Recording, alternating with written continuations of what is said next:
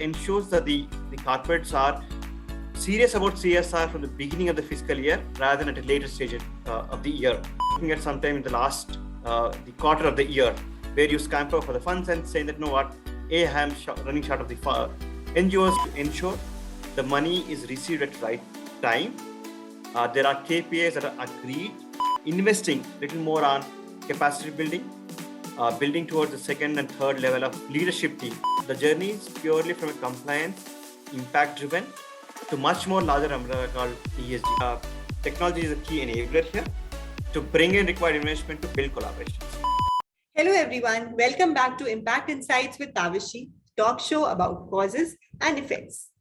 Corporate social responsibility has been evolving ever since India became the first country in the world to legally mandate it in 2014, making it necessary for corporates to invest 2% of average net profits on social welfare. Since Jan last year, MCA has been introducing significant changes to monitoring and evaluation of CSR activities and utilization of CSR expenditure. Recent developments amidst the second wave of the pandemic has set the stage for major shifts in the way companies view social responsibility and work with the social sector. The CSR activities in India have seen an upward trend, which is reflected in the increase in donations from 10,000 crore back in 2015 to around 24,000 crore in 2021. It is an increase from around 12% to 23% of total private giving. Today, we will discuss the evolving landscape of CSR in India and how it has impacted all the relevant stakeholders.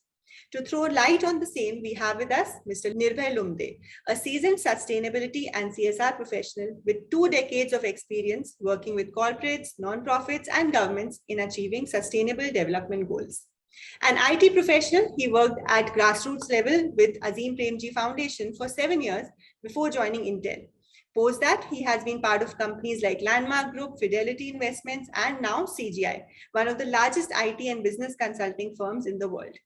He has also authored a book in 2018, Corporate Social Responsibility in India, a Practitioner's Perspective, which aims at enhancing the understanding of development professionals about CSR in India in a structured manner, covering all the relevant concepts. So, hello Nirbhay and welcome to Impact Insights. Thanks so much, Tavishi, for the opportunity. Very glad to be here.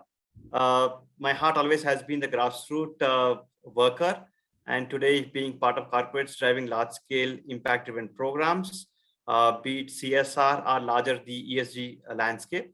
Glad to be here and speaking and sharing my thoughts. The CSR landscape in India has been evolving over the years, but the last 5 years have seen some major changes. What's your analysis of the same? Last 5 years have been very interesting for CSR, especially the compliance has taken a very different route. While the core remains the same, working around sustainable development goals, it's also very important that the government is a bit more serious, saying that it's not just about the having a CSR team or a department in a corporate, but having systems and processes in place. While you have a systems and processes, it's no more limited to disbursement of the grants, but ensuring that the grants received by the NGOs or the third-party implementation partners or the corporate foundations. It's also very important to see the recent amendments, which expects a bit more cautious effort from the corporates to ensure that money is not only dispersed, but spent more meaningfully. Do you agree that government intervention from making it mandatory to making the process a lot more stringent in terms of filing and impact assessment has resulted in a more efficient and transparent CSR implementation? My take on the recent amendments is maybe threefold. There is more accountability within the CSR board for sure. That's how I would look at it. Second, there is not only about accountability, but also I would put it that a way that it's all about process improvement, ensuring that the CSR leads are more grounded, more real to what's happening, what's required. The third biggest thing that I would say is that while all of us have been paying attention more on the disbursement of the grants, here is a process which ensures that the corporates are serious about CSR from the beginning of the fiscal year rather than at a later stage of the year. So therefore, I would put it more of a progressive approach, process improvement, an opportunity to relook at what we have been doing, going to the next step of looking at how do we make the dent happen while the amendment also speaks about impact assessment. How have the changes affected both sides, like, NGOs as well as corporates? Corporate angle, it's all about re-looking at how the grants have been flowing from a corporate moving towards NGOs, how frequent, how large they have been happening, and is there any systems and checks and balances are available from a corporate point. The amendment also ensure that there's more transparency in reporting, not just about having a board report, but a much more detailed forms that expects the corporate to be a little more detailed about where are we doing, what we are doing. The third biggest thing that I would say that we do have an accountability of the CFO. Earlier it was more from a board point of view. To today, it's more about the CFO being more responsible, more accountable towards what's happening with the CSR grants. The last thing with the corporate is all about there is certainly an opportunity for corporate leaders to make it the CSR as integral part of the planning itself, looking at the plan cycle right ahead of the fiscal cycle, instead of looking at sometime in the last the quarter of the year where you scamper for the funds and saying that, no, what, I'm running short of the NGOs, can I look at for more? Where should I spend more? Versus today, I have the freedom to think through, plan well, work more closely with my partners for sure. But today, with the new compliance in place or the recent amendments in place, there is equal responsibility or accountability from the NGOs point of view as well.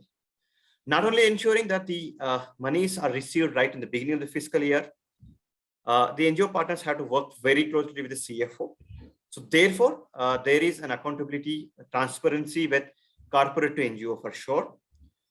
NGOs also need to be a little more transparent, not little more, they have to be transparent because they are the one who are going to issue the utilization certificate end of the year.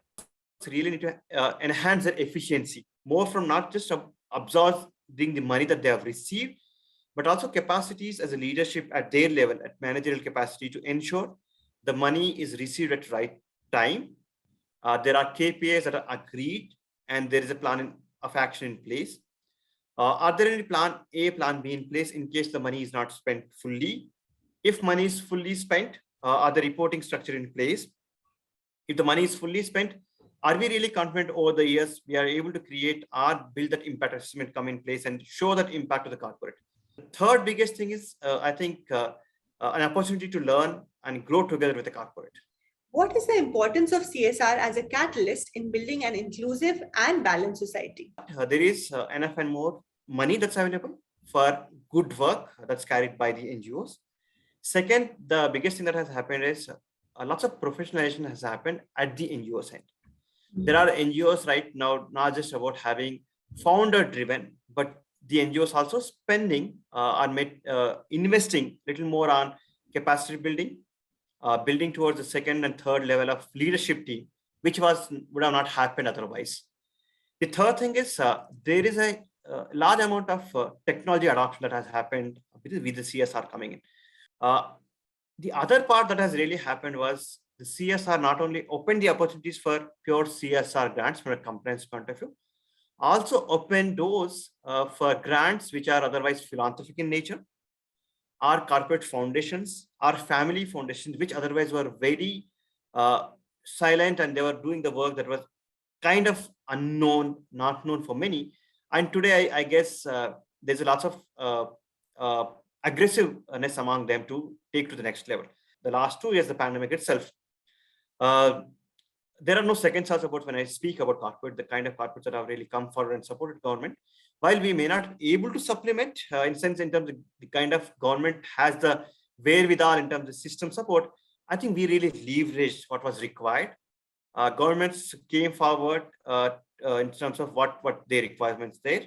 And we really pitched in large scale in our own capacities. That's the biggest thing that has happened about the public-private partnership, which is otherwise would have been not seen. Today, pandemic really helped us kickstart that. The third thing that has really also happened was purely from a CSR angle was traditionally we have been compliant driven so far. The last 2 years is a year before the pandemic. And today, when I say it, corporates are willing to invest multi-year engagements. And NGOs also have that capability right now to pick up programs that are more than 2 years, 3 years kind of engagements. And of course, government has been proactive in terms of government coming forward and talking about the larger goal vision of the CSR is going to be towards from CSR compliance toward ESG. Even the government is talking about net neutrality. So therefore, the journey is purely from a compliance, impact driven to much more larger umbrella called ESG. That's where I would see the journey. So therefore, NGOs and corporates have plenty of opportunities coming in their way. Please comment on the importance of all stakeholders to work in collaboration for achieving maximum impact. Speaking about the collaboration, be it corporate or to NGO to NGO or multi-partner initiatives. The biggest problem that we have are the sustainable development goals are one of these challenging goals that we have in front of us. No one person can solve it or feel really proud of it. It's a collective effort, and collectively you have to address it.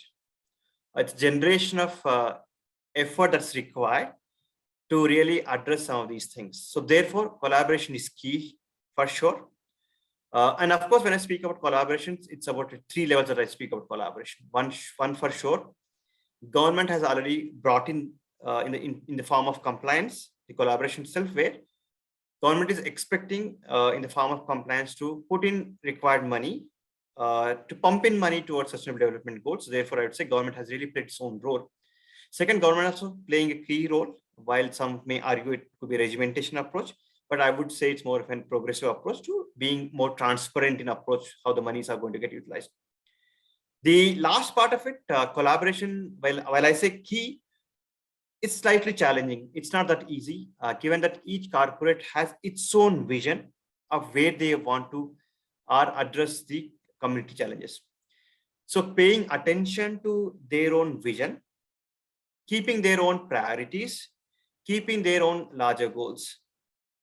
Few more years are required for corporate to corporate kind of collaborations. Today, I'm really proud to share that part of the COVID, a good number of us really come forward and collaborated in the form of COVID relief itself. Corporates do not have so much of trust with NGOs. So the NGOs really need to establish that credibility, saying that yes, they are willing to collaborate. I think adoption of technology will eventually welcome corporates to come and put in required money. So therefore, I would say that technology is a key enabler here to bring in required investment to build collaborations. Thank you, Nirbhay, for sharing these key insights. I'm sure it has simplified the understanding of the subject. So everyone, stay tuned for our next episode, where we will continue our discussion with Nirbhay on how corporates and NGOs can work together and improve their way of working in order to maximize impact.